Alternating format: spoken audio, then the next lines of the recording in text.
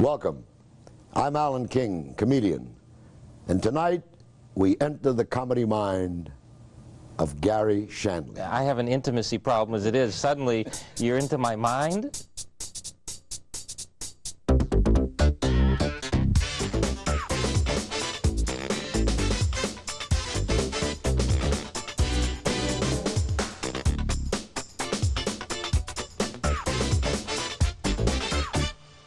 You're born and raised in Tucson, Arizona.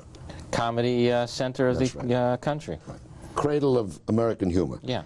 Now you're 19, you're in college, you're getting out of college, and all of a sudden you make this move. Here you're trained, you took creative writing. Right.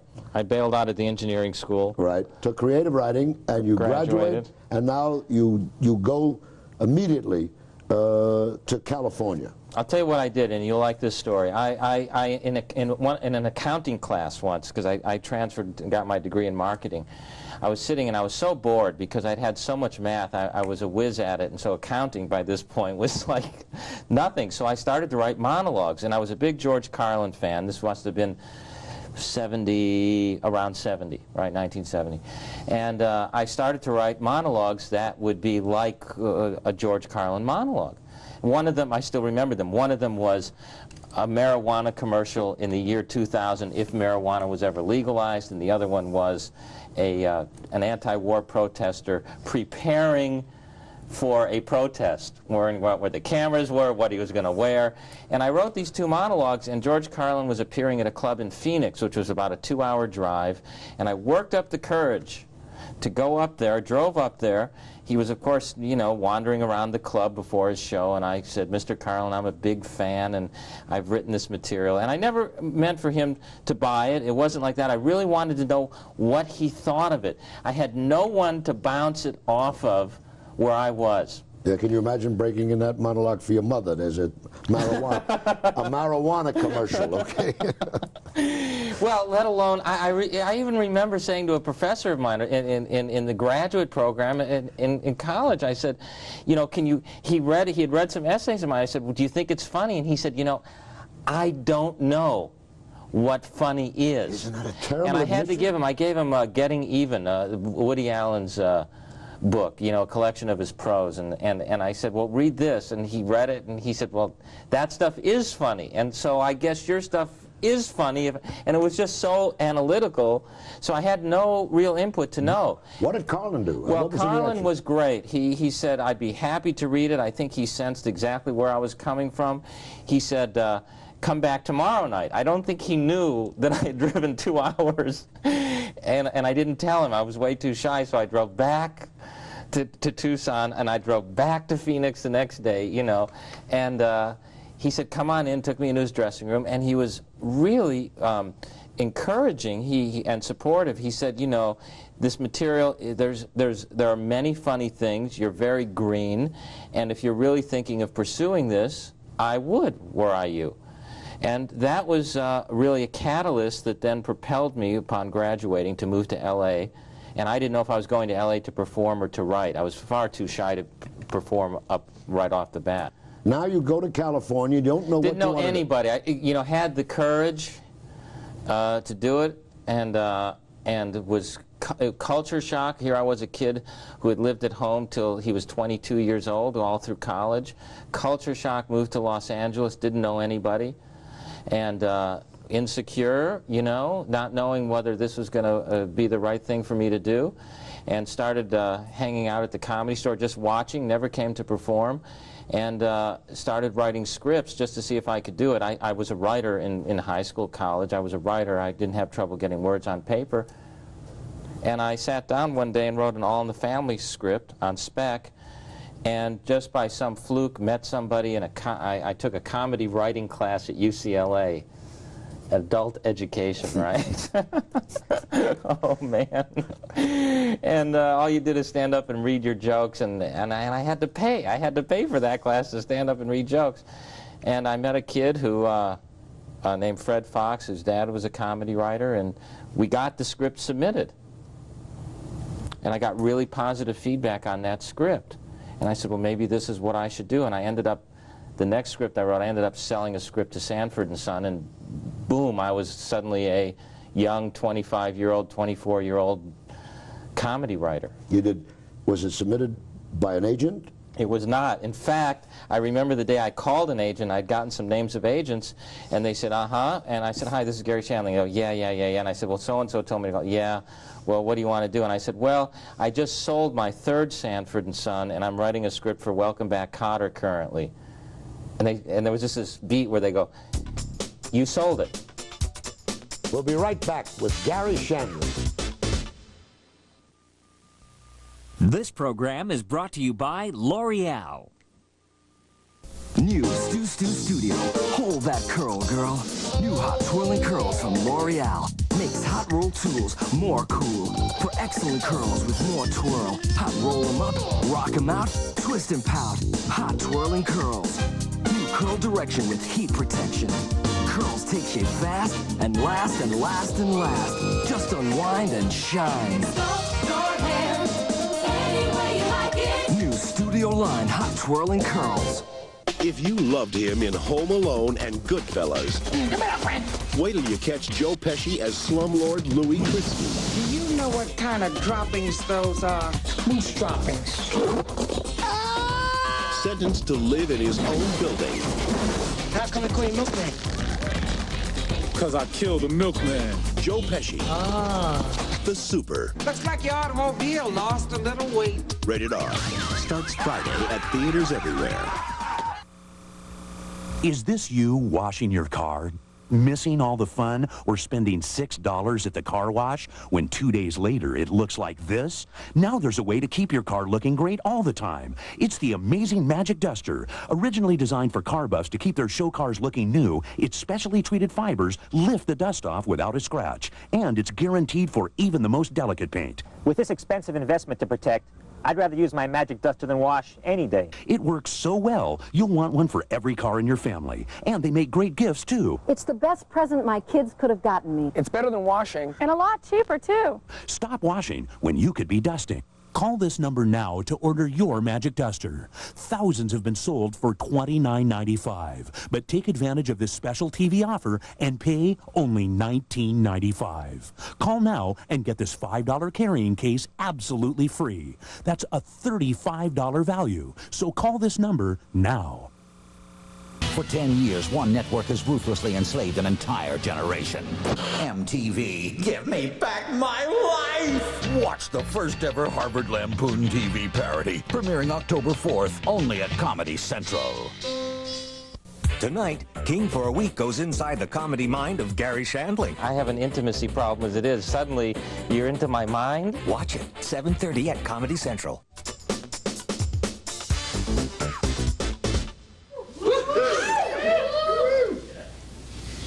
Oh, God, Mrs. Garry, why are you so uncomfortable? You can't tell me that you've never seen a woman in her slip before. Can you, Garry? Oh,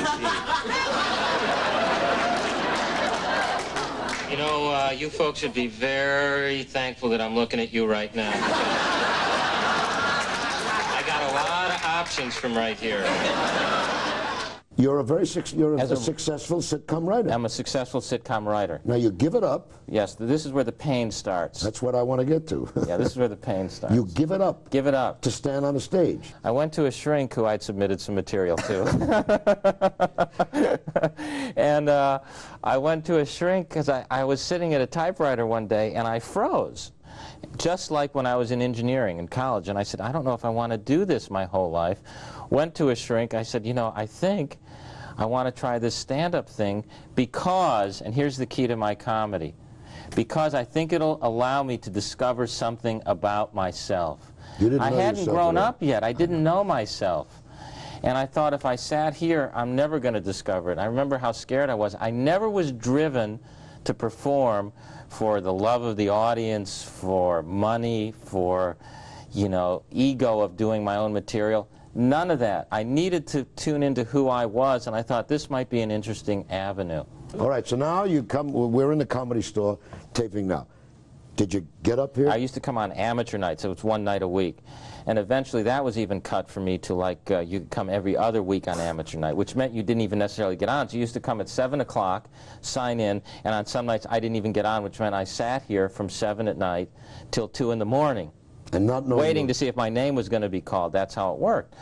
And so where were you working? What were you doing? I went and I did. I went wherever I could. Wherever I could. Now, mind you, this is a man at this point, or a young man at this point, who gave up a lucrative television writing career to start working, basically, comedy nights in discos. And to work, I worked at a health food restaurant over on Hollywood Boulevard, which is still there, called the Natural Fudge Company.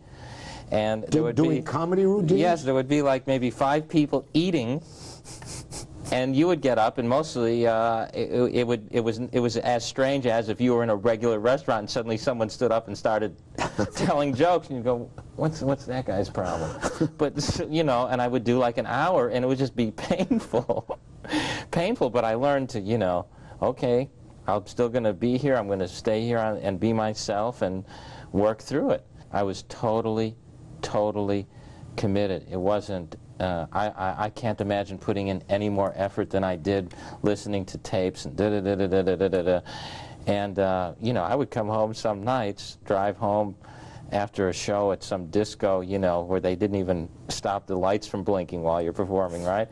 And I guess this is the same as when, you know, in your generation, you had the strip clubs. I don't know if you did those, yes, but I hear those. And so, you know, it was similar to that. They weren't there to see you. And get home and not even be able to get out of the car.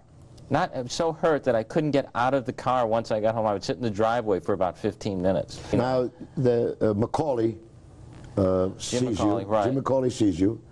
Jim Macaulay is one of the talent coordinator and now one of the producers of The Tonight Show. And your agent brings Macaulay to see you? That's about what happened. My agent, I had just signed with the William Morris agency, and they brought Jim Macaulay to see me, and I did so well the night he came to see me that he said, "You were so good, I have to come back tomorrow night to see it again to see if it wasn't a fluke."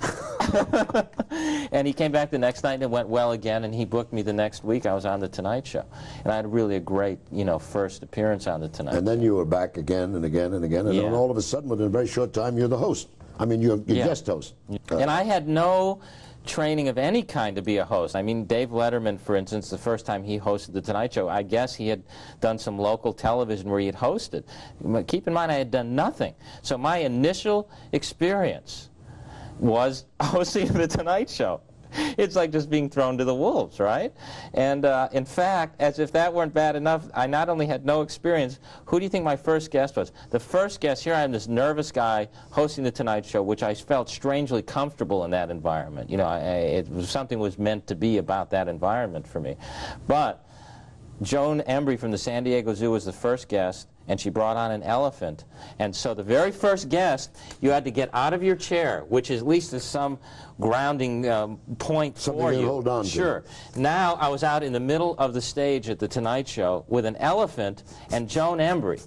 I won't do that joke. Now, as Joan Embry is talking, I realize she's on one side of the elephant, I'm on basically the wrong side of the elephant because she's having to shout to me because of my inexperience. I wasn't standing right next to her and then the elephant. It was like if there'd be an elephant between you and I right now and you'd have to go, "So Gary," and you know, I was on the wrong side, and at some point she was yelling to me and I realized I'm on the wrong side of the elephant. But no panic. No, but it's funny to see the tape because you see me suddenly just get up, you know, I was already up, and walk over to the other side of the elephant, and then the interview went fine. But gee, for your first interview, it was very, very difficult circumstances. And it was very funny. We'll be right back with Garry Shandling.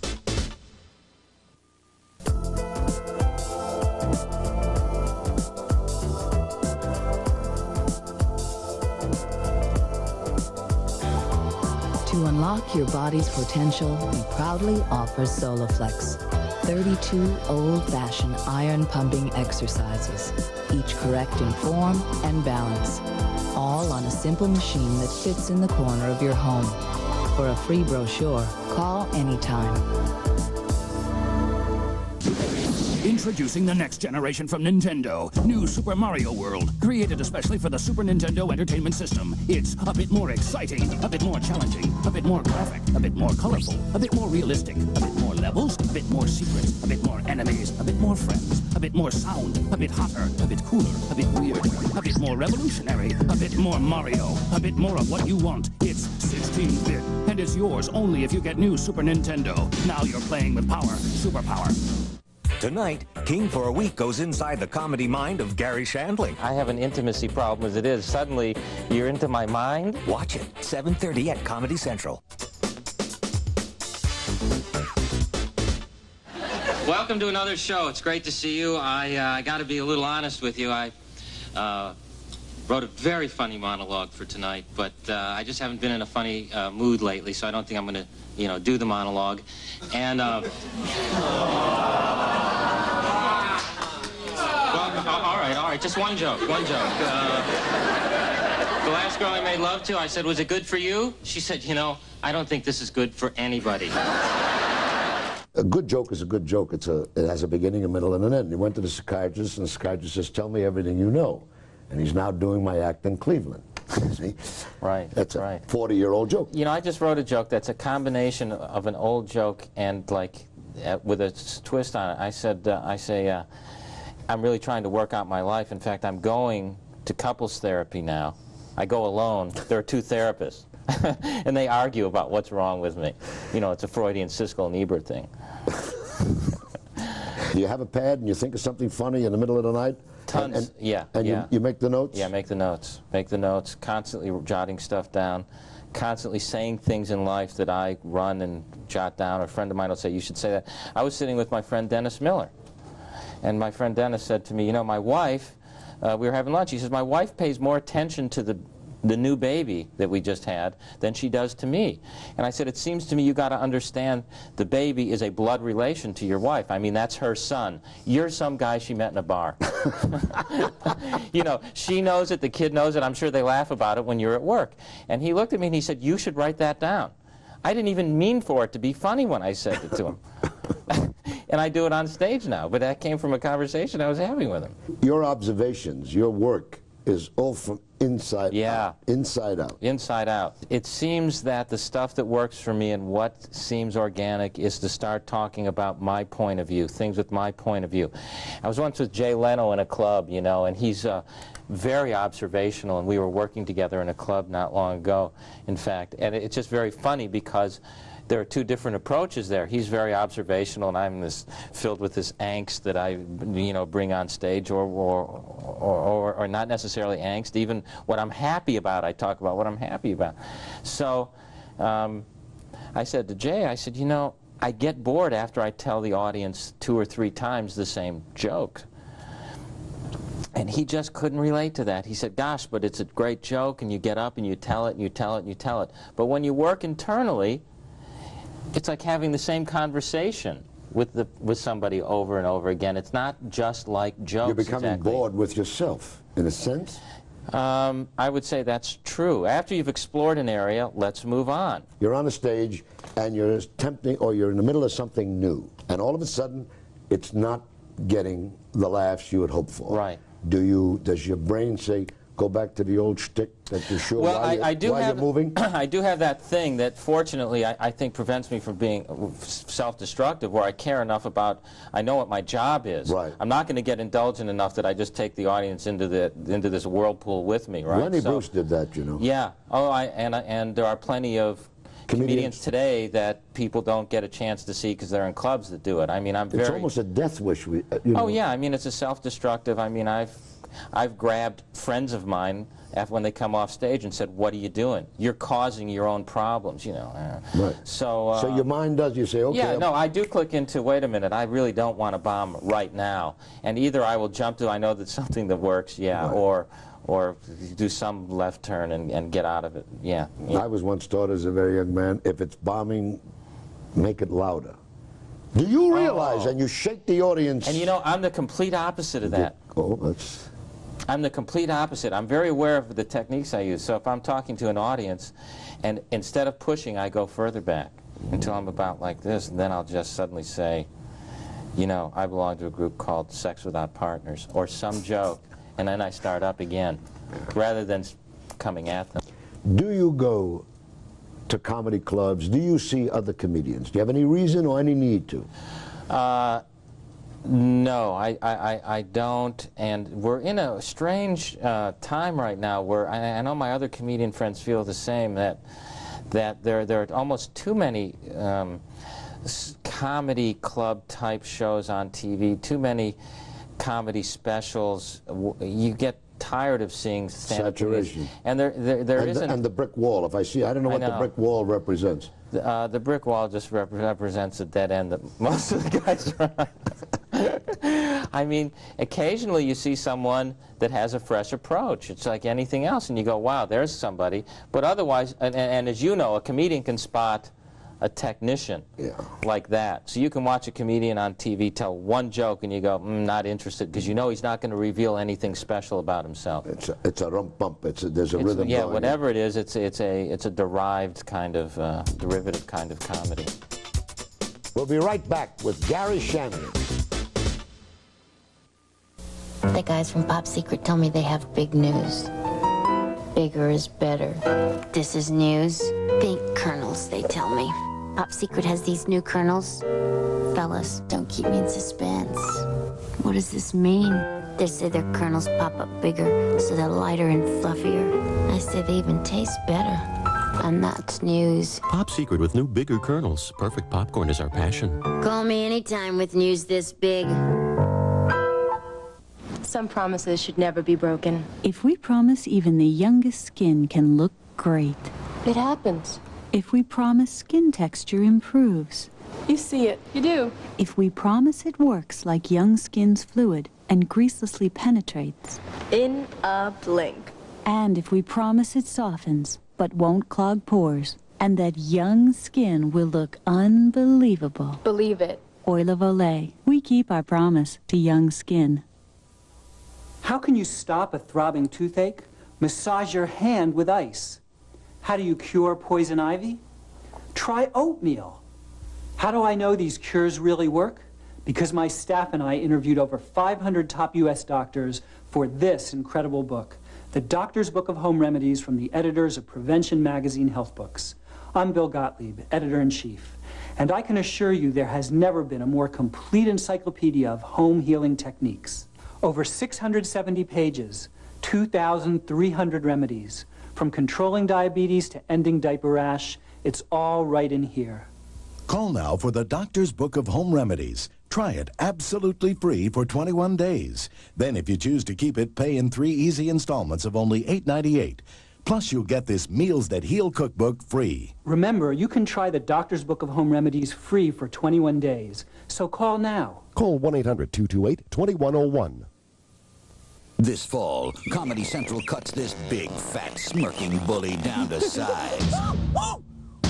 Don't miss the Harvard Lampoon's first TV parody, MTV Give Me Back My Life. Premiering October 4th, sponsored by Pepsi. Not on TV, not on MTV, here at Comedy Central.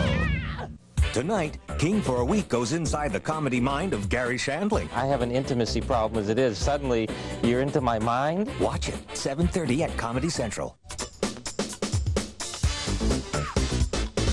We at the network are so thrilled with the way this series has gone so far. We have decided to pick up It's Garry Shandling's show for another 12 episodes.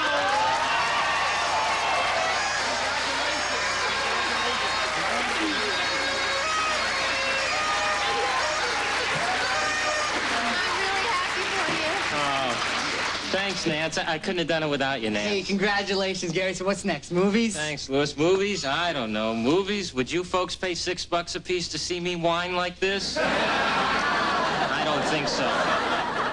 You just finished 4 years, am I right? Yes. Of television. Right. Very successful. Highly acclaimed, unusual. The breaking down of the fourth wall. Then I read a little contradiction. First you said, no, it wasn't George Burns and Gracie Allen. Then in an earlier story you said, it was George Burns and Gracie, about talking to the audience. Oh, no, no, no. I never thought the breaking the fourth wall was a big deal about this particular, my show at all. I thought that, yes, George Burns was the first to do it on TV, I think. Yeah, I guess. What might sound like a contradiction is what I usually say in an interview is that I wasn't influenced by George Burns. I was influenced by the way Woody Allen talked to the camera, for instance, in Annie Hall. That really influenced me. That's my big influence in talking to the camera. I saw Woody Allen used to be on a kids show, probably no one knows this, Saturday morning, called Hot Dog, I think it was called. It was on Saturday morning for kids in this early 70s or maybe late 60s, and I don't even know how they got Woody to do it. And he used to go on and do little pieces on Saturday morning. No one knows. And I just used to see him, and I just freaked out. And then I read his prose, and I went, this is it. This is what funny is. And it really also propelled me into doing comedy. You're doing this very successful show on television, and after 4 years, you walk. Literally, you said... Yeah, I haven't decided if it's a bad habit. Now, I'm going through that right now. I'm trying to figure out if it's a bad habit or if it leads me on to other things of stopping. I will stop myself. I stopped at engineering school. I stopped as a comedy writer. I ultimately said no to the Tonight Show when the guest hosting thing got to be too much for me to do, combined with my own show. And then ultimately the last decision I made was, gee, I think my show has achieved enough creatively, and there's some new place to go now. And I stopped it.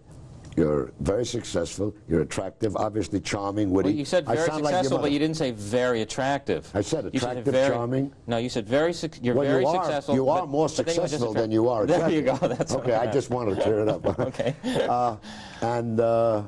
You know, I know I must sound like your mother. You're not married. Why? Is this another?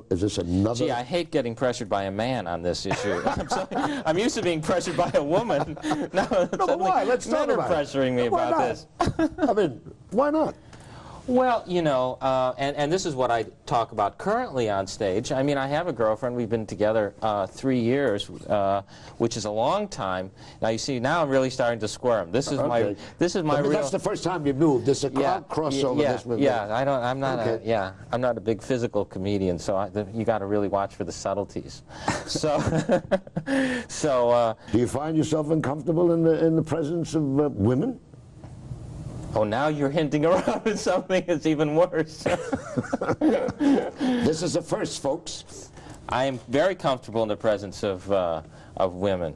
I am uncomfortable in the presence of women who put demands on me. And so that's where it gets awkward. Sort of the moment a woman says, you know, I really want to be married, which there is, of course, nothing wrong with that, and of course it's a wonderful thing, and I would like to get married at some point in my life. But the moment certain pressures come up, then I sort of react in a... You do these things in your act. I've watched you do these things about this. Yes. And the audience screams. Now, are they laughing? In pain. They're in pain. They're screaming. They're running out with their hands over their head. It's much they're ducking and tucking, much like the nuclear blast.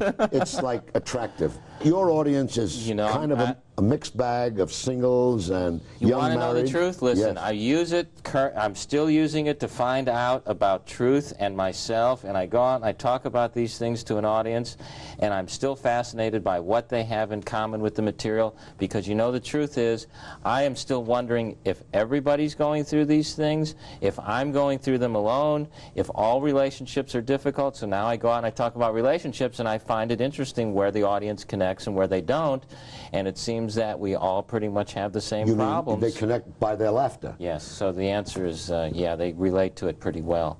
Gary, I want to really thank you for allowing me to pick your brains. Oh, well, my pleasure, Alan. Come by any time, really. You like my house?